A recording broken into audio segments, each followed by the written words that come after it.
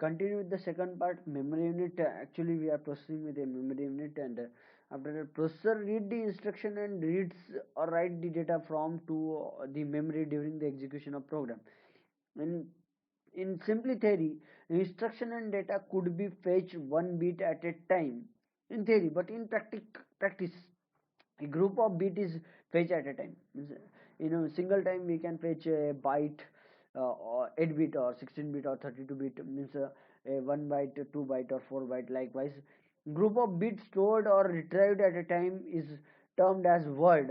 Actually, 8 bit 8 sorry 16 bit machine or 32 bit machine, or likewise we can term it as in words it is processing, means 32 bit means one word. And likewise, number of bits in a word is termed as the word length of a computer. And word length, according to one word length, simply we are fetching the data and also returning that data. And this all things are done in practice. And in order to read or write to and from the memory, a processor should know where to look.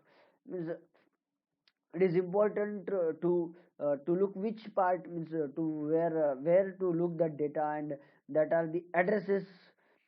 Address is associated with each word location, which helps in locating that data to read or write from our memory, from the memory. And these addresses are associated, and this through this it made it very easy. Next one is memory unit with continue and processor read or write to or from memory based on the memory addresses that access any word location in a short or and fixed amount of time based on the addresses. Next, the random access memory. Random access memory provides fixed access to time independent of the location of the term. Then access time is known as memory access time. Simply, memory access time is how much time we want or we require to access that memory. Then memory and processor have to communicate with each other in order to read or write the information.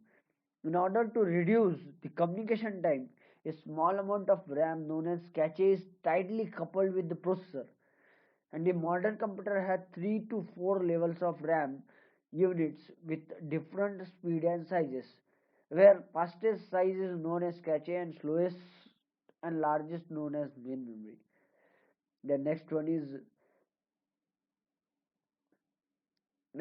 the memory unit. Continue again. And the primary storage of the computer consists of RAM units. Fastest and smallest unit is cache, and smallest largest unit is main memory. Primary storage is insufficient to store large amount of data and programs. Primary storage could be added, but it is expensive. Actually, we can say that it is expensive in terms of means adding that memory or increasing the size of memory. Likewise, stored large amount of data on the secondary storage devices, and these secondary devices are magnetic disk and tapes, optical disk, CD-ROMs.